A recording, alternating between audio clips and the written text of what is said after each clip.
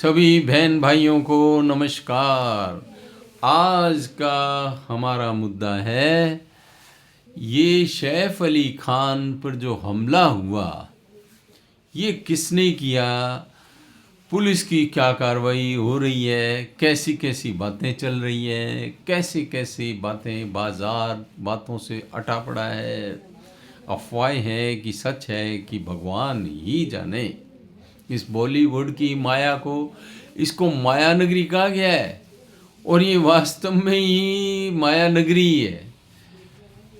कोई भी criminal case हो जाए इसमें मुंबई पुलिस जो भारत की जानी मानी पुलिस है वो केस सॉल्व नहीं कर पाती। सुशांत सिंह जी का केस ले लो, उसकी पीए की मृत्यु का केस ले लो, और एक आधी एक्ट्रेस के जी धक्का दे के गिरा दी, मर गई, पता नहीं बिना धक्के के मर गई, अपने आप गिर गई।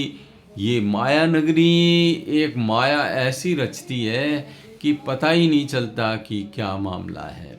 अब सैफ अली खान पे हमला हुआ, कहते हैं सैफ अली ने अपनी सारी पलटन को कह दिया तुम तो ऊपर वाले फ्लोर पे जाओ, मैं निपटूंगा इससे अकेला। और फिर छुरेबाजी होगी, मार कुटाई होगी, फिर उसको कमरे में बंद कर दिया नौकरों ने मिलकर और कमरे में से भी वो फरार हो गया। अब उन्होंने उसे क्या देखा नहीं, उनकी गवाही हुई नहीं, क्यों नहीं हुई।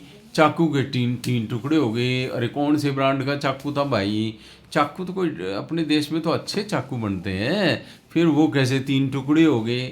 फिर चाकू लग भी गया और ना तो कोई ओला आया, ना वहाँ कोई उबर आई, ना कोई अड़ोसी पड़ोसी कार लेके आए। ड्राइवर तो चलो नहीं होंगे और घर के आदमी भी गाड़ी चला के नहीं लेके गए, क्या गाड़ियाँ नहीं हैं, ऑटो में गए। ऑटो में भी कहते हैं वो छोटे वाला तैमूर बैठा था उनके साथ। फिर कुछ लोग कहते हैं कि उनके पीए ने वहाँ भर्ती करवाया और वो पैदल गया, कुछ कहते हैं स्ट्रेचर पे गया था।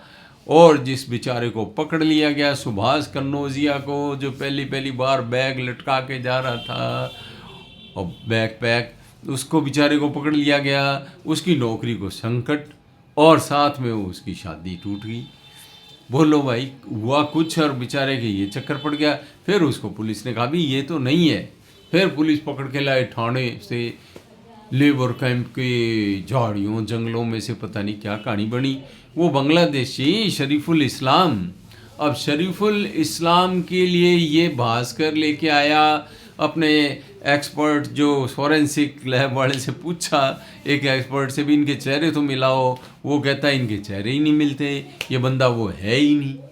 तो अब ये लगता है कि जब फॉरेंसिक एक्सपर्ट ये कह रहा है चेहरे, माथा नहीं मिले, नाक नहीं मिले, लंबाई नहीं मिले चेहरे की, तो भाई फिर तो ये है कि ये भी छूटेगा।